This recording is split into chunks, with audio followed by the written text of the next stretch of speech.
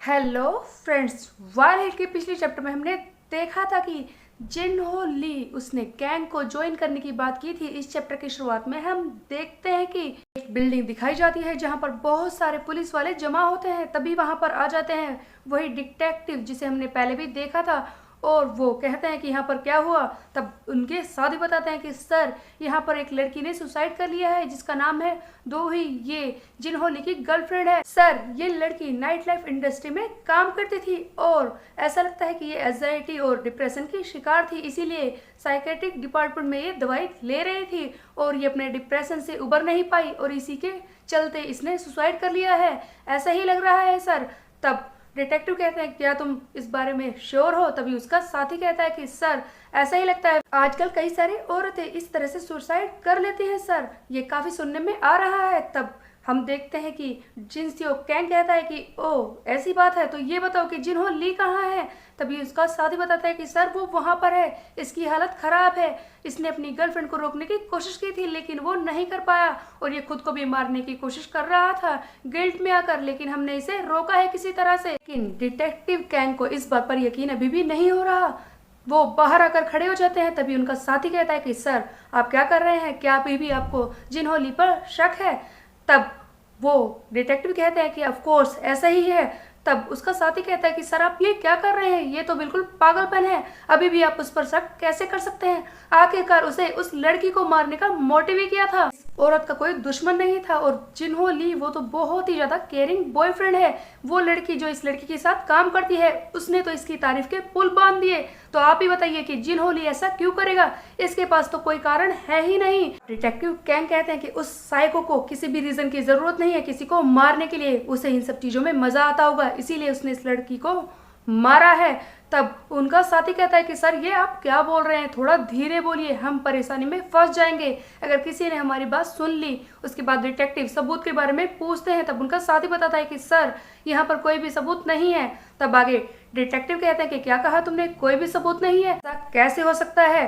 तब वो साथी बताता है कि सर, ऑटोप्सी रिपोर्ट में भी जिनहोली के खिलाफ कोई भी सबूत नहीं है, उसने ऐसा नहीं किया होगा। तब हम देखते हैं कि कैंग को अभी भी इस बात पर यकीन नहीं हो रहा और कहता है कि जिनहोली ने ही ये किया है। परफेक्ट क्राइम, आजकल ऐसी कोई भी चीज नहीं होती, मुझे सबूत ढूंढना ही होगा, उसी ने ये सब किया है।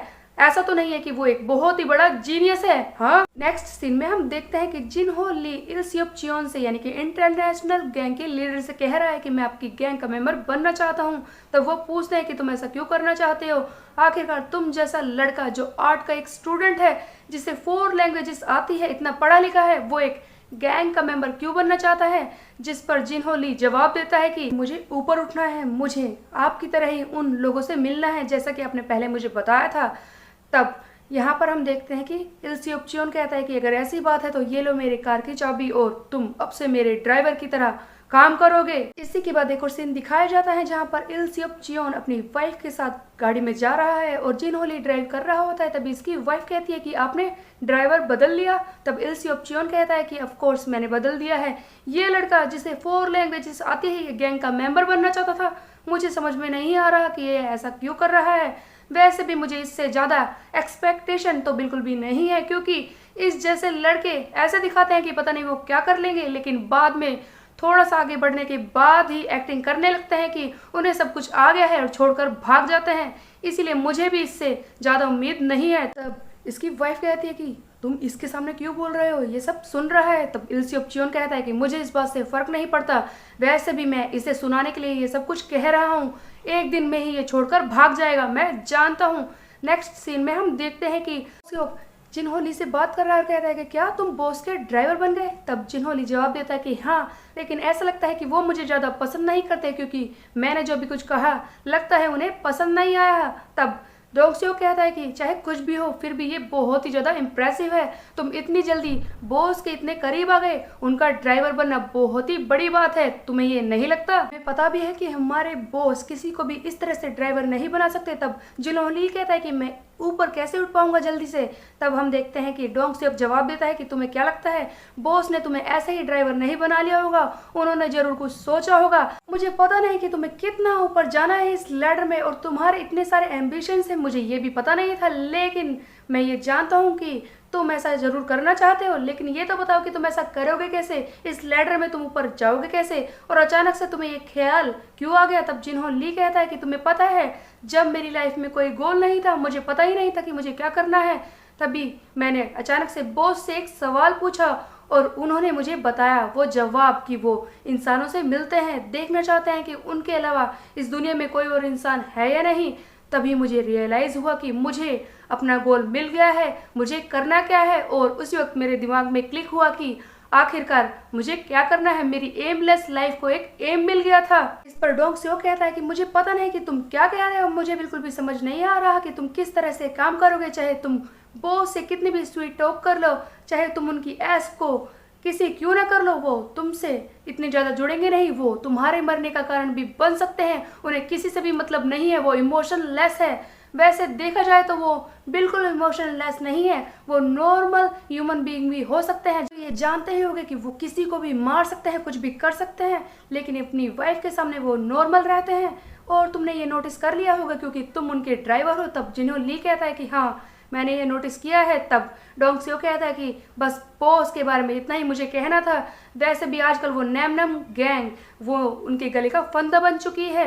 तब जिन्हो ली कहता है कि क्या, डोंग स्यो को बताता है कि हाँ नैमन गैंग वो चाइना से आए हैं, वो वहाँ पर बहुत ही ज़्यादा पॉपुलर थे, वो बहुत ही ज़्यादा क्रूअल है, किसी को भी मारने से पहले सोचते नहीं है। अगर तुम एक बार उन्हें पसंद नहीं आए तो वो तुम्हें भी मारने से पहले सोचेंगे नहीं, और वैसे भी तुम बॉस के ड्राइवर बन चुके हो तो तुम्हें सबसे ज़्यादा केयरफुल रहना है। उनका लीडर हाओजिन वो सबसे ज़्यादा क्रूअल है, वही हाओजिन ही सबसे ज़्यादा क्रूअल है जो किसी को भी मारने से पहले सोचता नहीं है। उसके बाद नेक्स्ट सीन में हम देखते हैं एक आदमी इल्सियोप चियोन से मिलने के लिए आता है। ये कमिश्नर जनरल है जो कहता है कि काफ़ी वक्त हो गया तुमसे मिले हुए, तो बताओ मेरे दोस्त तुम कैसे हो। इल्सियोप चियोन, जिस पर इल्सियोप चियोन कहता है कि वैसे तो मैं ठीक हूँ, लेकिन आजकल वो नैमन गैंग उसने मेरे सर में दर्द कर रखा है, वो मुझे इस कंट्री से बाहर निकलने नहीं दे रहे, वो मेरे बिजनेस को यहीं पर रोक रहे हैं। तो पता ही है कि मैं चाहता हूँ कि मैं अपने बिजनेस को इस कंट्री से भी आगे एक्सपेंड करूँ, लेकिन वो नैमन गैंग वो यहाँ पर आ चुके हैं और उन्हीं की वजह से मुझे परेशानी हो रही है और मैं थोड़े दिन के लिए रुक रहा हूँ। तो तुम मुझसे इस बारे में क्यों पूछ रहे हो, क्या तुम चाहते हो कि मैं उन सबको खत्म कर दूं। तभी हम देखते हैं एक आदमी चिल्लाते हुए आता है, सर वो नैमन गैंग उन लोगों ने अटैक किया है। इल्सियोप चियोन चिल्लाता है कि तुम्हारी अंदर आने की हिम्मत कैसे हुई, मैंने कहा था ना सब बाहर रहेंगे। तब वो फिर से कहता है कि सर आपकी वाइफ पर अटैक हुआ है, वो नैमन गैंग उन लोगों ने अटैक कर दिया है और जिस लड़की को आपने रिक्रूट किया था वो उसने कुल्हाड़ी उठा ली है और वो अकेले ही लड़ रहा है। आपकी वाइफ को जल्दी में हॉस्पिटल तो पहुंचा दिया गया है, लेकिन उन्हें कई सारे वोंड लगे थे, उनकी हालत बहुत ही ज़्यादा खराब है, हमें हॉस्पिटल चलना होगा सर। वैसे भी वो लड़का उनसे अकेले ही लड़ रहा है क्योंकि वो लोग हमला कर रहे थे, वो अकेले ही उन पूरी गैंग का मुकाबला कर रहा है। हमने कुछ लोग भी भेजे थे बैकअप के लिए, लेकिन उसने उन्हें भी वापस भेज दिया और ये कहा कि आपकी वाइफ सबसे ज़्यादा प्रायोरिटी है, उन्हें ले जाना चाहिए, और वो अकेले ही उन सबको खत्म कर रहा है। और यहाँ पर जिन्हो ली जिसने जानबूझकर ऐसा किया है वो अपने वाइल्ड रूप दिखा रहा था, वो एक एक करके पूरे गैंग के मेंबर्स को खत्म कर रहा था। तभी गैंग का एक मेंबर कहता है कि तुम हमें क्यों मार रहे हो, किसने तुम्हें डिस्ट्रॉय करने के लिए हमें कहा है। तब जिन्हो ली कहता है कि वो बात यह है कि तुम लोग काफ़ी ज़्यादा लाउड हो और मुझे ये पसंद नहीं है, और जिन्हो ली इन सबको मार रहा है। इल्सियोप चियोन हॉस्पिटल में जाता है, उसकी वाइफ पहले ही मर चुकी है। तभी हम देखते हैं पीछे से आवाज़ आती है कि जिन्हो ली यहाँ पर पहुँच चुका है। तब इल्सियोप उससे पूछता है कि क्या तुमने अकेले ही उन सबको मार दिया।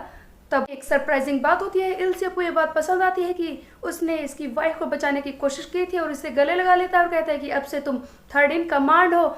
ये सुनकर जिन्हो ली बहुत ही ज़्यादा खुश रहता है, आखिरकार उसका प्लान कामयाब हो चुका है। जाते जाते इल्सियोप चियोन अपने साथियों से कहता है कि अब से ये थर्ड इन कमांड है, जो भी जरूरी फैसले होंगे जिन्हो ली से पूछकर ही लिए जाएंगे, इसके कहे बिना तुम लोग कुछ नहीं करोगे। जैसे ही इल्सियोप चियोन वहां से चला जाता है, हम देखते हैं डोंग स्यो चिल्लाता है, यू तूने ऐसा क्यों किया, मुझे पता। तब जिन्हो ली कहता है कि क्या हो गया। तब डोंग स्यो फिर से चिल्लाता है कि तूने ऐसा क्यों किया, मैंने अपनी आंखों से देखा, तूने ही उन्हें स्टैब किया था, तूने ही उन्हें बार बार चोट पहुंचाई थी और तूने खुद बचाने का नाटक किया, तू ऐसा क्यों कर रहा है बता। तभी हम देखते हैं जिन्हो ली कहता है कि क्या हुआ डोंग स्यो, तुमने बॉस के सामने ये बात क्यों नहीं की, क्या तुम्हें खुद पर ही शक था। तब हम देखते हैं कि डोंग सियोक को समझ में आता है कि ये कितना वाइल्ड एनिमल है, ये कुछ भी कर सकता है। डोंग सियोक ने रियलाइज किया कि ये एक डीमन है जिसके सामने कोई टिक नहीं सकता। तब ये डीमन वाला रूप जिन्होंली का देखता है और जिन्होंली कहता है कि क्यों ना हम दोनों थोड़ी सी बात कर लें। और उसके बाद ये चैप्टर यहीं पर एंड हो जाता है। ऑफ कोर्स डोंग सियोक भी इसे देखकर शॉक में था, जो खुद भी इतना ज़्यादा खतरनाक है। अब आगे क्या होगा, let's find out in next chapter. तब तक के लिए मेरे चैनल को सब्सक्राइब कर ले, बेल के आइकन को कर दे प्रेस। फिर मिलते हैं, बाय बाय।